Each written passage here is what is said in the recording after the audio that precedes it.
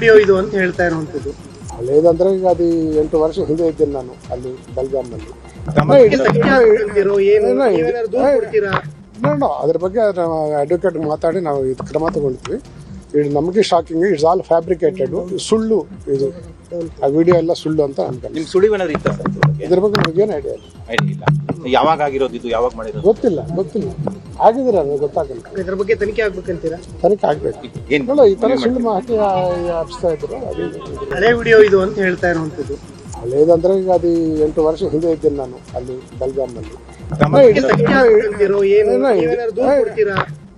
ಅದ್ರ ಬಗ್ಗೆ ಅಡ್ವೊಕೇಟ್ ಮಾತಾಡಿ ನಾವು ಇದು ಕ್ರಮ ತಗೊಳ್ತೀವಿ.